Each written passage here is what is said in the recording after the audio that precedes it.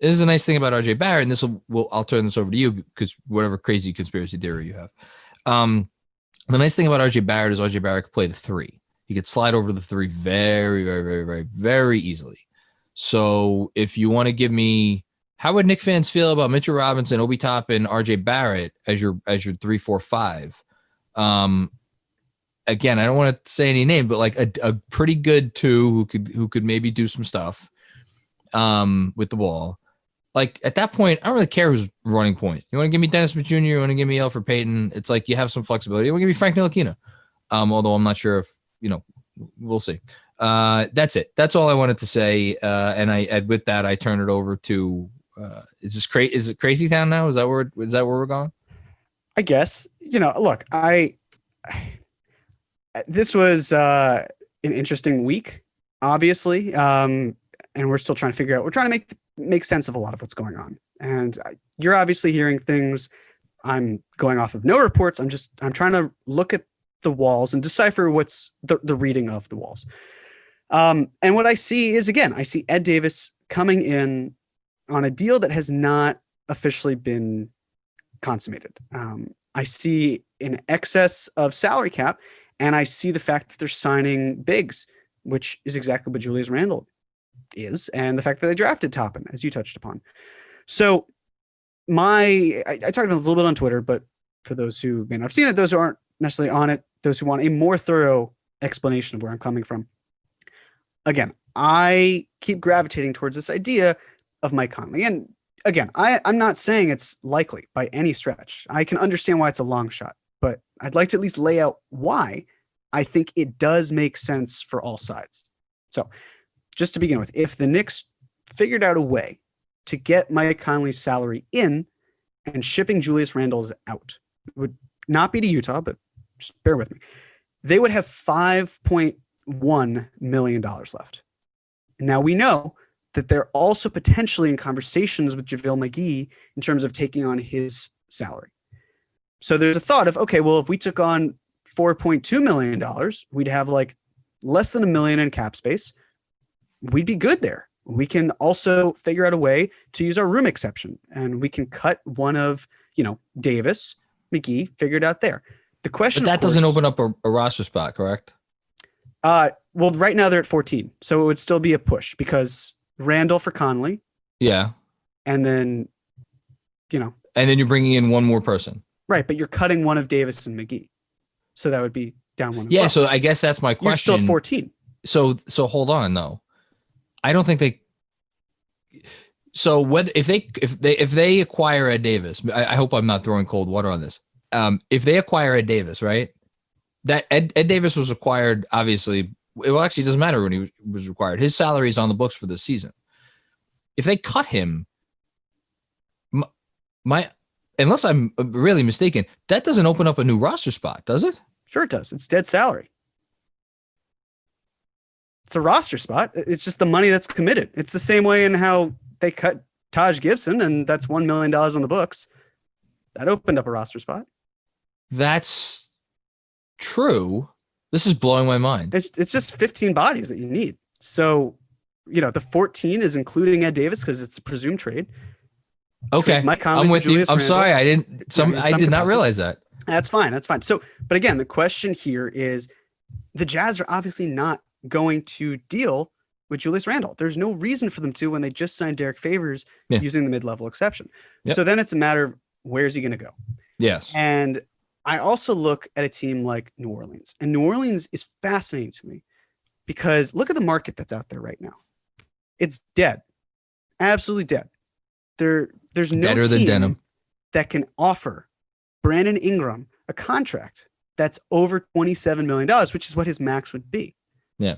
So if you're New Orleans, unless you're trying to play the short game here and say to Brandon Ingram, this is our offer, it's a cheap offer, take it or leave it, there's some tomfoolery going on because why wouldn't they just extend it? If they want to help build around him, there's some sort of extension that can go on. So you're basically saying why haven't they offered him the extension yet? Yes. I don't quite understand because if that's a player that you want to, we're looking at Jason Tatum, Donovan Mitchell, they're restricted free agents next year, and they've already signed extensions. Bogdanovich just signed an offer sheet with the Hawks, and that's with another team. Why is Brandon Ingram not re-upping the very moment that free agency starts? I don't think it's because the Pelicans don't want him. I think it's just because there's other things going on. So if you can't wait. I'm like waiting for my mind to be blown. This is great. Continue. Listen, let me just put it this way. If I'm right, great. Whatever. If I'm wrong, it's fun fan fiction to pass the time because we've got so much cap space that fan fiction's great. I love this. All right. So if you take away Brandon Ingram's cap hold, you are running at about $101.7 million for the Pelicans. But you're not going to do that, right? You're going to give them a max. So then you're at around $128 million. And then there's some dancing they can do. Absolutely. But if they use anything more than like the taxpayer mid-level exception, which they absolutely could, they're suddenly hard capped. Being hard capped is not a problem because they're not going to hit 138 million, but they will have more than the luxury tax of $132.6 million. Why is that a problem? If they do what?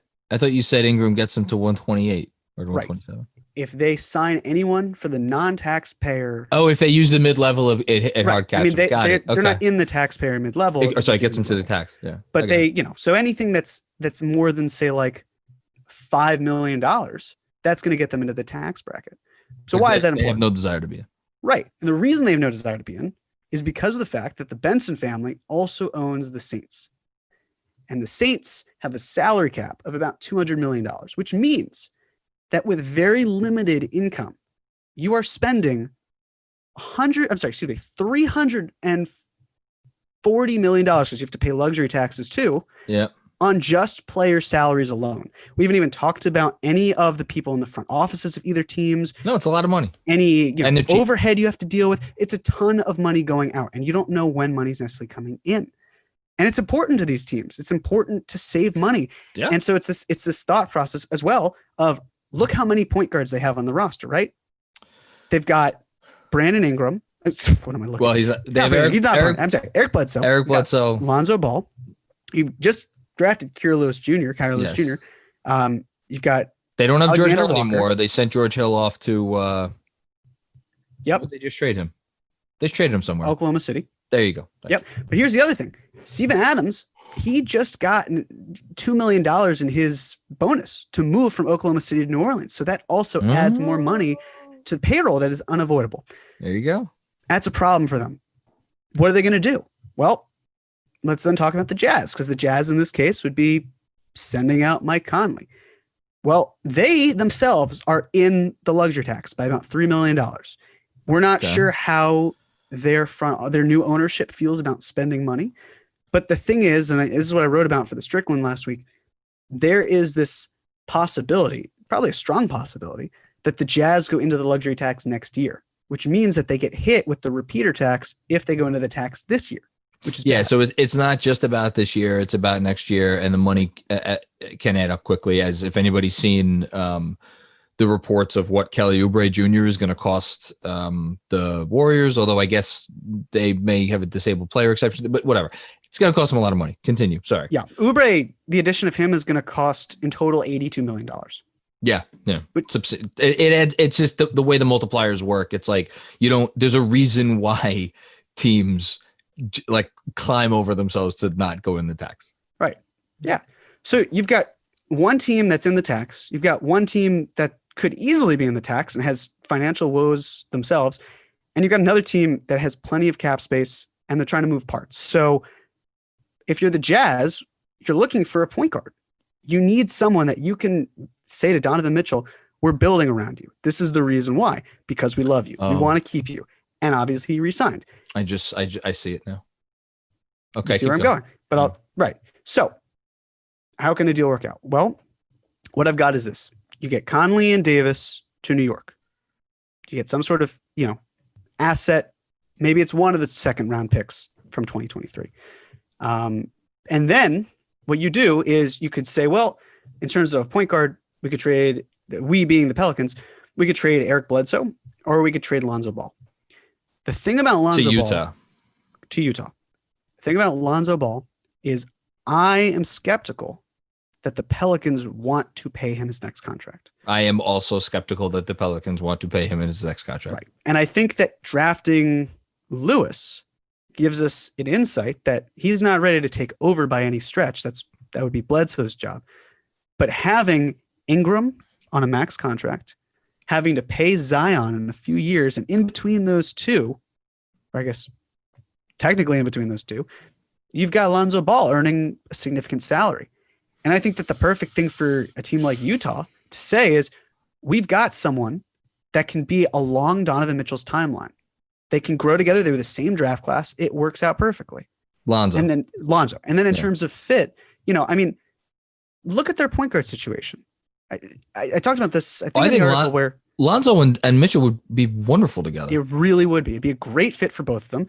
And you don't have to necessarily start Lonzo either. You can potentially bring him off the bench if you really wanted to, because the lineup of, I want to say, Donovan Mitchell, Bojan Bogdanovic, Royce O'Neal, Joe Ingles, and Rudy Gobert did really well. They did incredibly well last year. So you could run those five and then have Lonzo off bench. You could do a whole I don't think they'd actually do it. I think that Lonzo, but there are opportunities. That's it. And his shots really come along. So it's not like he's this awful addition. And mind you, the Jazz were the number one team in 3-point percentage last year. Okay. So wait, hold on. I've got to add one more player to the mix. Yeah, please. In order for salaries to start to match, you have to add, like, if you're sending Lonzo and his $11 million salary, you've got to send like 12, something around there back. And to New Orleans. From New Orleans to Utah. You can't just send Lonzo on his own. You've got to attach more salary with it. So here, if you're New Orleans, you're not going to so Conley's going out. Lonzo's 34.5. Yes. Lonzo's 11. You need more. Yeah. So here are the salaries that you can send. You do. Why? Because what is you? Okay. Here. What are the Pelicans getting? Well, I'm getting. We're not there yet. We're not there yet. Okay. We're getting there. So I sorry, I wasn't under. But if it's for you, why couldn't Utah just send out Conley and take in Lonzo? Because we're also involving the Knicks. And otherwise, the Knicks have they to send salary out. The Knicks can't just take salary in. Well, yes, because they have spent some money. Okay. Right. So the other salary that you're adding, you're not sending Steven Adams because that's a gargantuan $29.5 million deal. Yeah. You're not sending Brandon Ingram. You can't even trade Eric Bledsoe until at least December 5th anyway, and you wouldn't trade Bledsoe and Lonzo Ball. You're not trading Zion Williamson. The only other contract that makes sense, which got some breaking news, by the way, is JJ Redick. Do you want me to break the news now? You want me to finish? No. Let's hold off and then we'll crush my dreams. Keep going.